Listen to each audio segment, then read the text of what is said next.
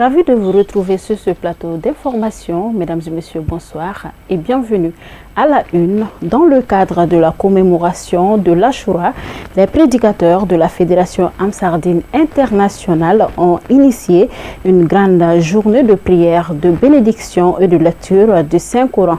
La rencontre s'est tenue après la prière hebdomadaire de vendredi dans la mosquée chérifienne de Bangouni Djeganabougou. Nos reporters Alhamidou Badini, Nouhoum Kone et Samba Traoré.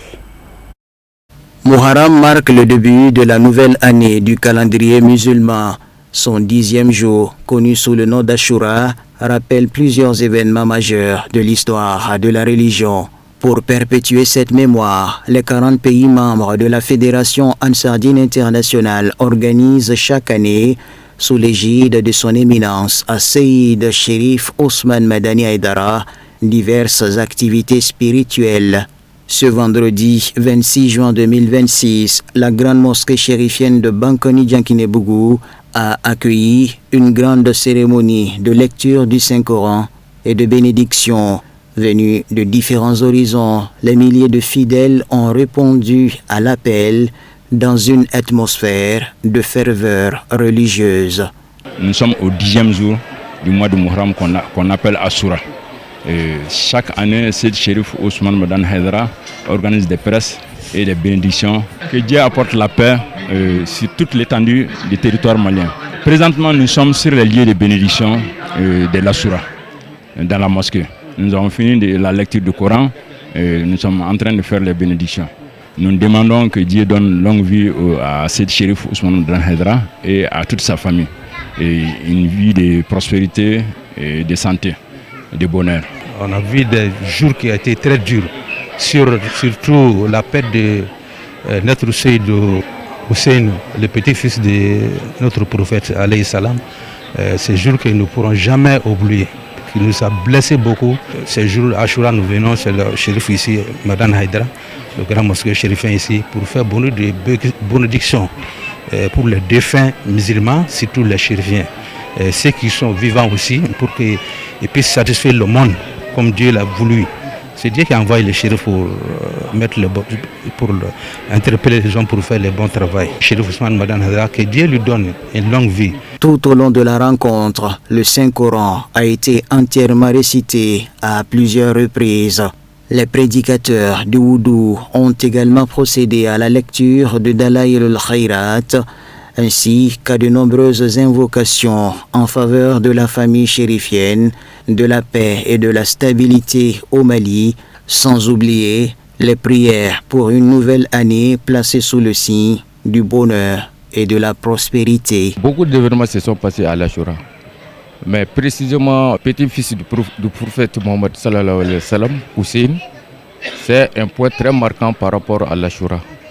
Donc vraiment, on souhaite paix et salut à Hussein et tous ses adeptes.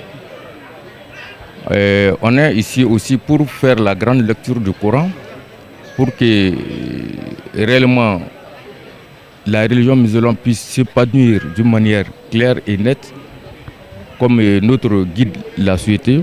Ensuite, pour que la paix revienne aussi dans ces pays. Nous prions aussi pour notre guide spirituel, puisque c'est lui qui nous a éclairé ce jour béni. Et nous faisons les sacrifices, les prêches, les prières pour nos défunts.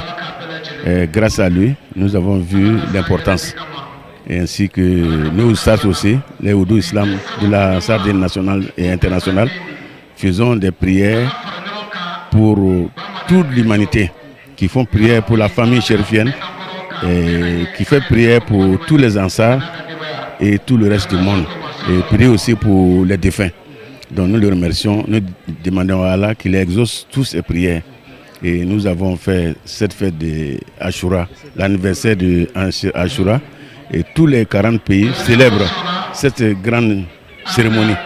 Donc nous saluons tous les Ansars du monde entier. Le guide spirituel des Ansars, son éminence Sayyid Chérif Ousmane Madani Haïdara, était représenté à cette cérémonie par son fils Sayyid Badra Aliou Ousmane Haïdara.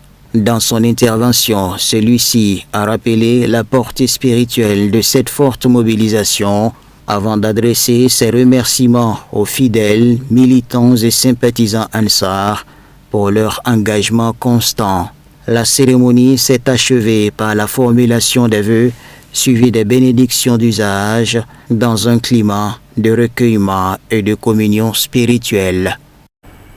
Nous restons en commune 1 du district de Bamako. Le siège de l'ADN Mali a abrité la 11e session de l'Assemblée générale ordinaire de Amsar Finance Mali, AFIM. Les travaux se sont déroulés ce samedi 27 juin 2026 sous la conduite du président de l'ADN Mali. Le reportage est signé Abdul Karim Sako Babakita.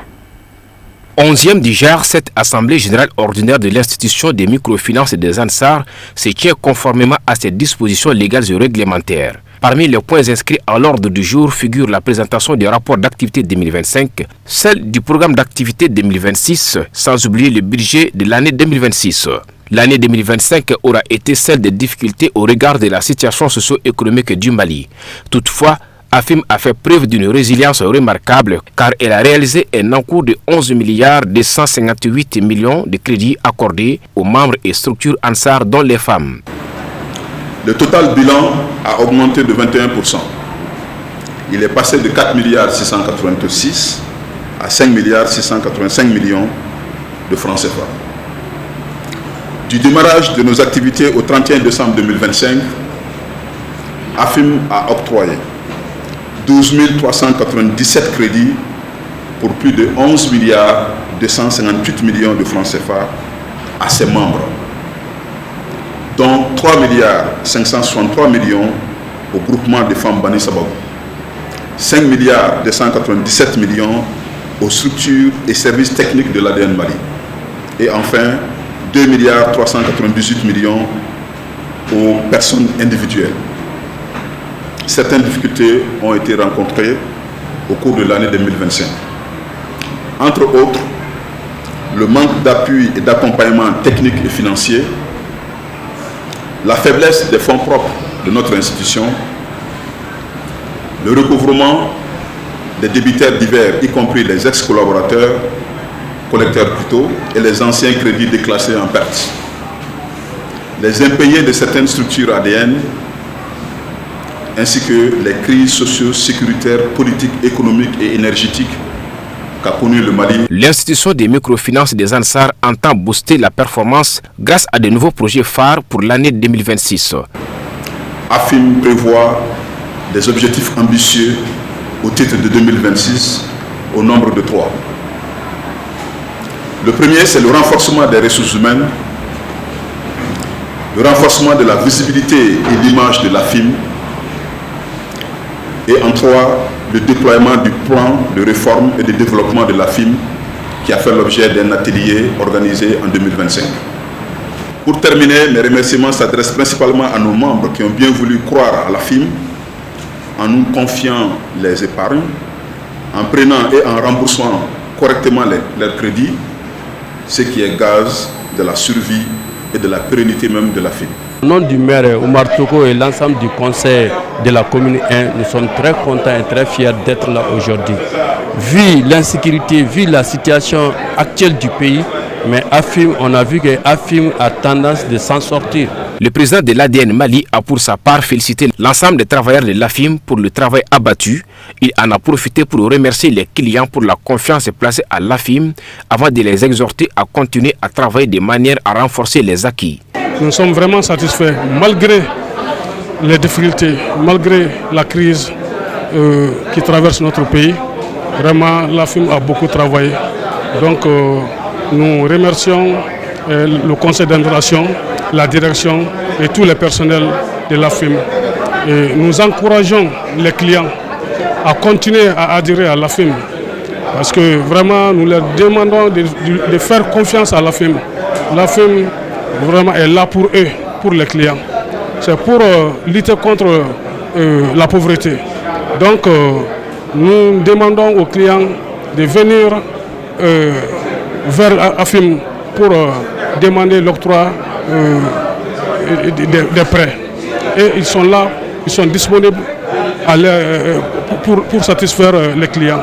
Les travaux de cette 11e Assemblée générale de l'AFIM devraient se clore par l'adoption des différents rapports présentés aux participants venus de plusieurs localités du pays.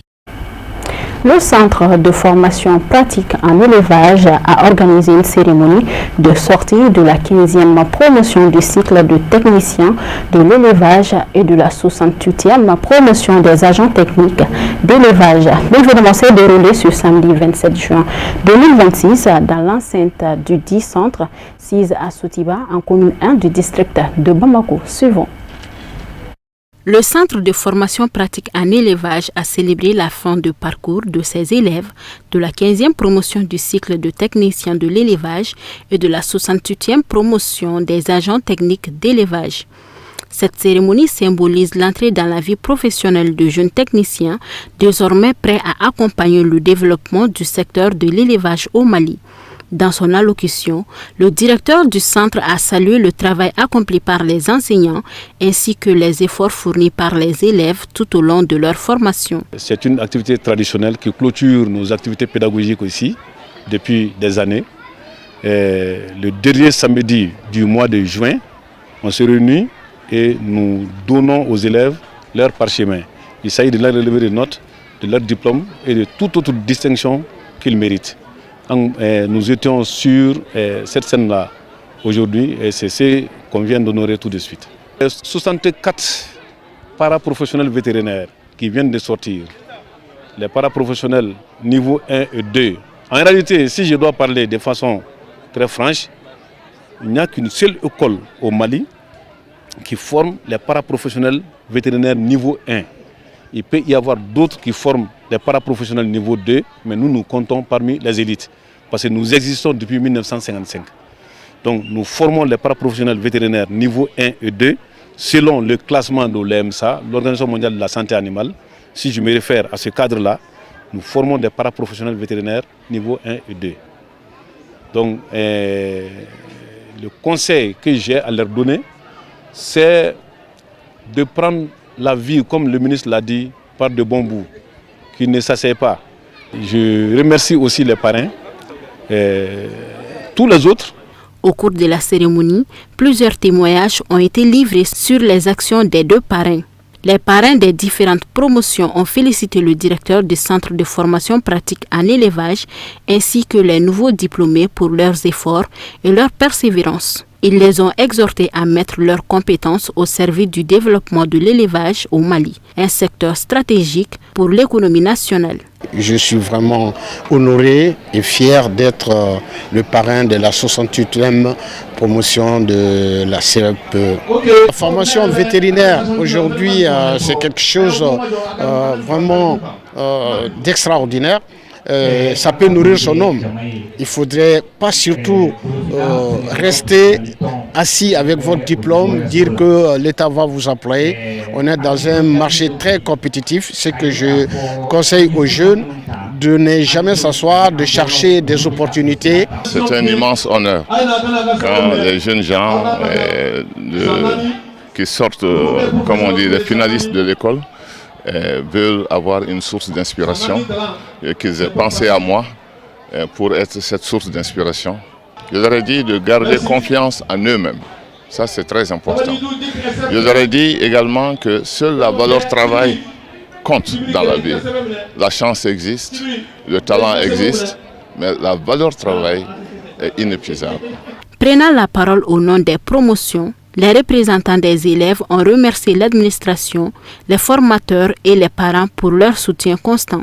Ils ont également réaffirmé l'engagement des diplômés à mettre leurs connaissances au service du développement de l'élevage et de la sécurité alimentaire. Le sentiment de joie, de plaisir partagé avec mes camarades et pour la réception de nos distinctions. Le mot que j'ai à adresser à mes camarades, c'est qu'ils doublent d'efforts, ils serrent les ceintures et aussi qu'ils posent des questions à nos aînés. Remercier l'ensemble du personnel et particulièrement notre directeur. Aujourd'hui, nous sommes sincèrement très heureuses parce que nous voyons le résultat de nos travail acharné de 4 ans. Vraiment, ça n'a pas été facile au début, mais bon, on a tenu jusqu'au bout. Les mots ne pourraient même pas décrire ce qu'ils ont pu faire pour nous. Et de ne jamais abandonner, de toujours prendre le courage, de toujours avancer. Cette cérémonie de sortie a également été marquée par la remise d'attestations et de distinctions à plusieurs personnes pour leur engagement et leur disponibilité, ainsi que par la remise des récompenses aux élèves méritants. Elle a aussi été ponctuée par la montée des couleurs, les mots de bienvenue du chef du village de Sotiba et des prestations artistiques, le tout dans une ambiance conviviale et empreintée d'émotion. Sortie de la 3e promotion du centre de formation professionnelle Niaga Aminata Seck, baptisé Mahamadou Menkoro Traoré, au nombre de 75, les apprenantes prêtes à faire montrer de leur savoir ont reçu des formations en coupe-couture, maquillage, esthétique, tatouage et ailé. Sous la présidence du parrain, l'événement a vu la présence des parents, des apprenants, proches, amis et partenaires financiers autour de la promotion du 10 centre. Le reportage est signé Samaïra Sanogo, Abdoulaye Sogodougou avec la voix de Kafouné Bachili.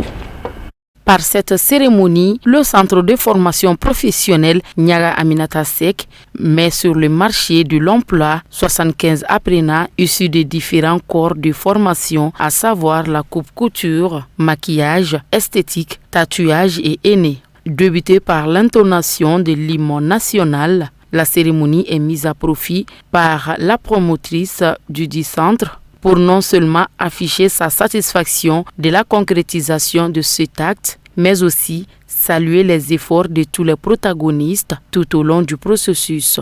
C'est la sortie de la 3e promotion du centre Niaga Aminata Seck des 75 apprenantes.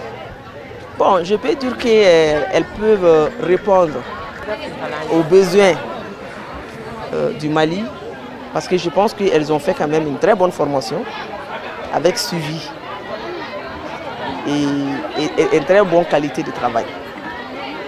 Donc je peux dire qu'elles peuvent assurer ce qu'elles ont appris au centre Niaga Aminata Seck. Bon, ces 75 apprenantes ont appris dans le domaine coupe-couture de 3 ans, première année, deuxième année et troisième année, et la formation en djabi de 6 mois, la formation en maquillage aussi de 6 mois, qui fait les 75 apprenantes qui sont sortis cet après-midi, la 3e promotion. C'est toujours d'abord les élèves qui ont été formés, qu'elles travaillent bien et qu'elles respectent la formation qu'on leur a donnée pendant ces 3 ans, ces 6 mois. Et l'appel aussi que je peux lancer est que toutes les personnes de bonne volonté, que le centre Niaga Aminata Seck a besoin d'eux. Même les autorités, les ministères, nos partenaires, nos ONG, le centre Niaga est là.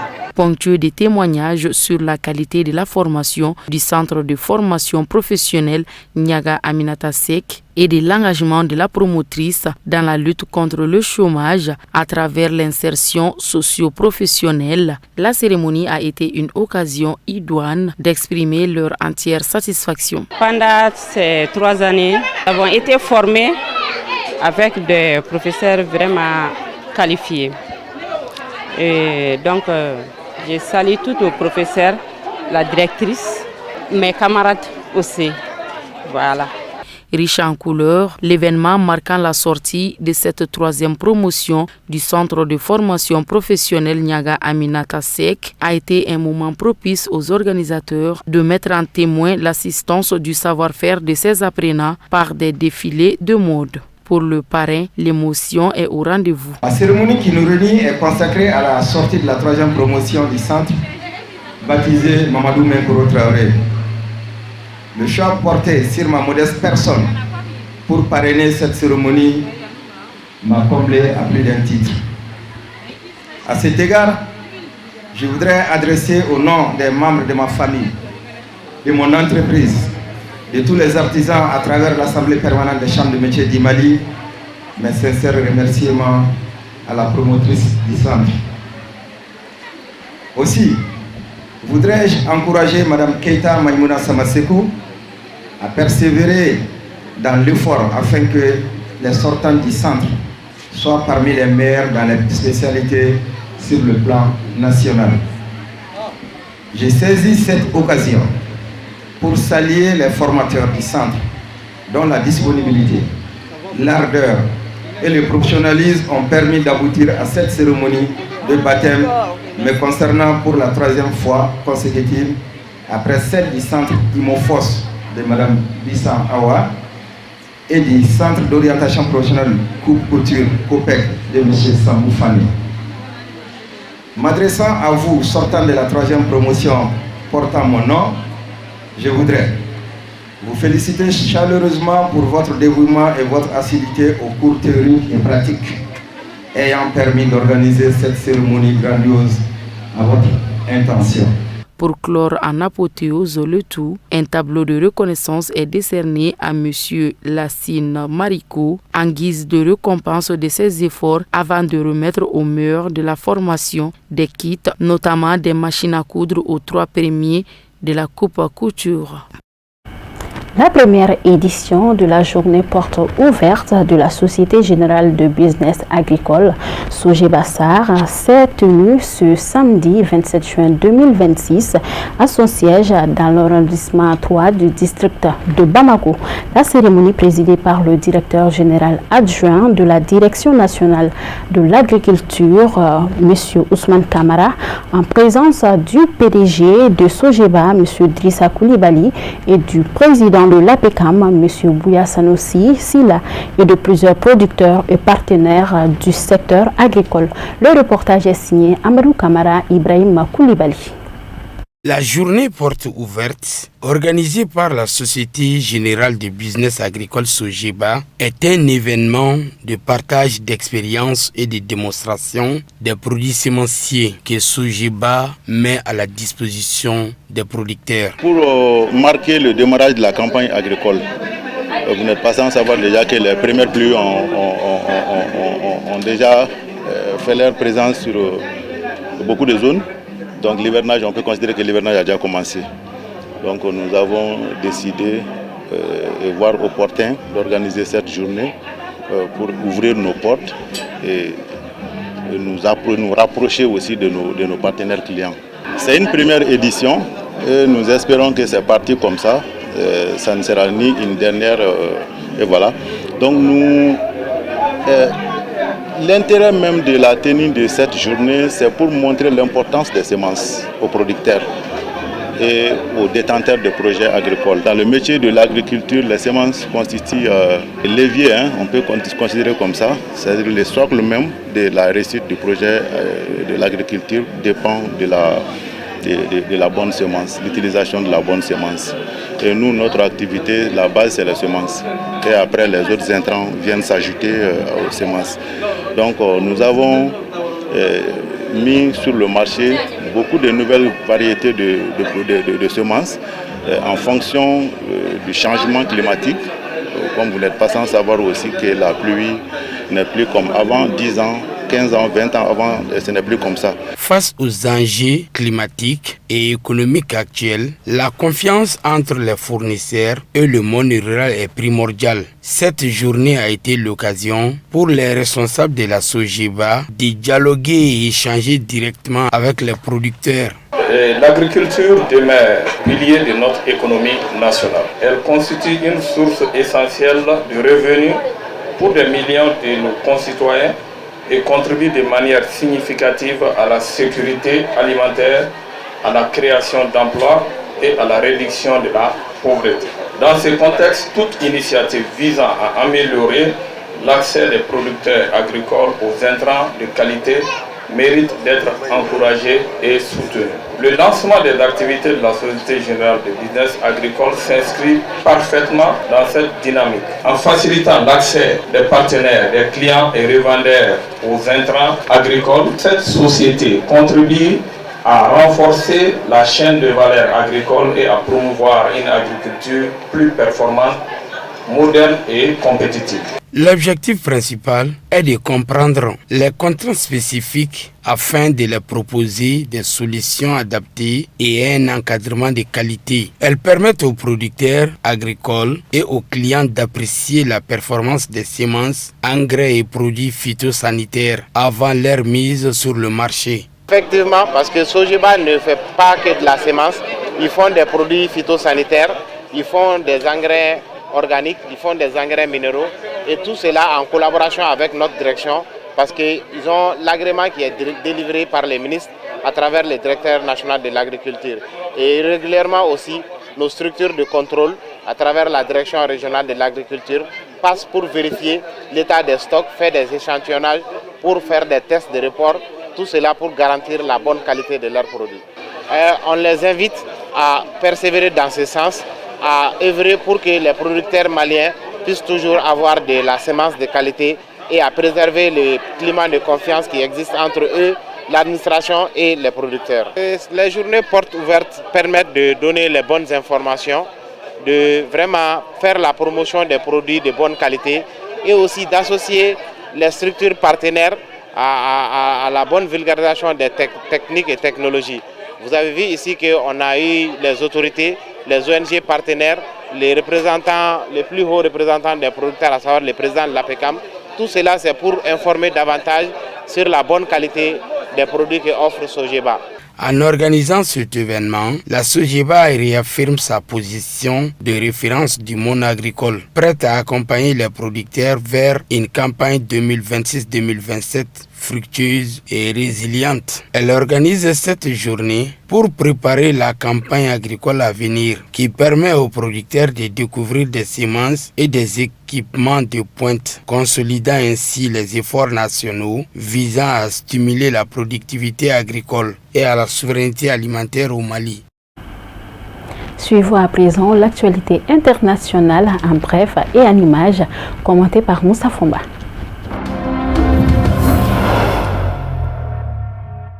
Le gouvernement du Burkina Faso a annoncé vendredi qu'il a pris la décision de rompre ses relations diplomatiques avec la République française à compter de ce vendredi 26 juin 2026. Selon un communiqué du porte-parole du gouvernement, Pengnoumouede Gilbert Ouedraogo, le communiqué précise que cette décision fait suite à une évaluation approfondie de l'état actuel des relations bilatérales entre le Burkina Faso et la France et qu'il ressort que les conditions indispensables à la promotion des relations fondées sur le respect mutuel, la confiance réciproque, le respect du principe de non-ingérence dans les affaires intérieures et de la souveraineté nationale ne sont plus réunis. Cet état de fait se traduit entre autres par un activisme incessant du régime en place en France contre les intérêts du Burkina Faso, des ambitions néocoloniales affichées avec le soutien actif à des réseaux subversifs et aux terroristes qui endeuillent notre pays et le Sahel, la perfidie et la partialité des discours et des opinions sur notre pays pour en faire un paria de la communauté internationale, a dénoncé le gouvernement burkinabé face à ses visées impérialistes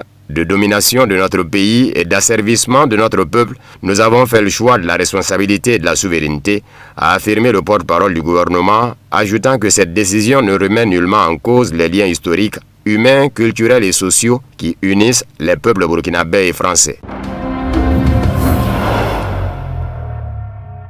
Le gouvernement congolais n'a pas tardé à saluer les nouvelles sanctions américaines visant une raffinerie d'or rwandaise et plusieurs acteurs du secteur minier accusés d'alimenter les circuits illicites d'exploitation des ressources naturelles de l'Est de la RDC. Ce vendredi, c'est à travers un post sur le réseau social X que Patrick Amouyaya a réagi aux sanctions américaines visant Gazabo Gold Raffinerie et ses dirigeants. Le ministre de la Communication et des Médias estime que les mesures américaines mettent en lumière un système organisé de prédation économique impliquant selon lui des acteurs proches du pouvoir rwandais.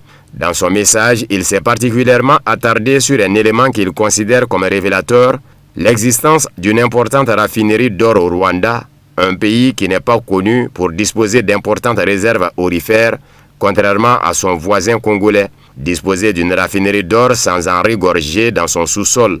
Il n'y a pas meilleure preuve de pillage, a-t-il écrit, avant d'accuser le Rwanda de jouer un rôle de pilleur, de commissionnaire et de receleur des ressources exploitées dans les massacres, dans les viols et dans le sang.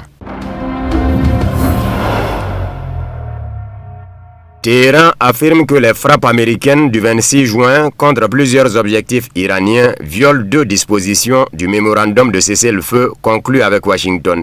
Les autorités iraniennes disent avoir riposté dans le cadre de leur droit à l'autodéfense et imputent aux États-Unis la responsabilité de cette nouvelle escalade en mer d'Ormuz. Les frappes américaines menées le 26 juin contre des sites iraniens ont ravivé la confrontation autour du détroit d'Ormuz. Pour Téhéran, Ces attaques constituent une violation flagrante de la charte de l'ONU et du premier point du mémorandum d'entente conclu avec les États-Unis. Signé le 18 juin, ce document devait encadrer la fin du conflit commencé le 28 février. Il prévoyait notamment la levée du blocus maritime américain, le rétablissement de la navigation dans le détroit d'Ormuz et l'ouverture de discussions sur le programme nucléaire iranien. Les frappes américaines ont visé des dépôts iraniens de missiles et de drones, ainsi que des radars côtiers. Washington tente de les justifier par une attaque contre un navire commercial dans le détroit d'Ormuz, une version contestée par Téhéran. Le conseiller militaire du guide suprême iranien, Mohsen Rezaï, a accusé les États-Unis d'avoir enfreint 2 points du mémorandum. Selon lui, Washington a violé le premier point en soutenant ses relais régionaux, notamment les actions israéliennes au Liban, et le 5e point en poursuivant l'escalade dans le détroit d'Ormuz. Des manifestations ont éclaté à Beyrouth après la signature à Washington d'un accord entre le Liban, Israël et les États-Unis, alors que les autorités libanaises présentent le texte comme une première étape vers la fin des hostilités. Le Hezbollah rejette catégoriquement l'accord et affirme qu'il pourrait plonger le pays dans une crise interne. Présenté comme une étape vers l'arrêt des hostilités, le texte a aussitôt provoqué une contestation dans les rues, notamment parmi les partisans et sympathisants du Hezbollah à Beyrouth. Des manifestants se sont rassemblés devant le siège du gouvernement. Les mobilisations ont ensuite gagné plusieurs secteurs de la ville. Des heurts ont été signalés entre des protestataires et des patrouilles de l'armée libanaise, notamment dans le centre-ville et sur la route de l'aéroport. Le document prévoit une cessation officielle des hostilités, un retrait progressif des forces israéliennes selon l'évolution de la situation sécuritaire, ainsi qu'un rôle renforcé pour l'armée libanaise. Le texte inclut également le désarmement des groupes armés non étatiques, dont le Hezbollah, et la mise en place d'un mécanisme de contrôle soutenu par les États-Unis.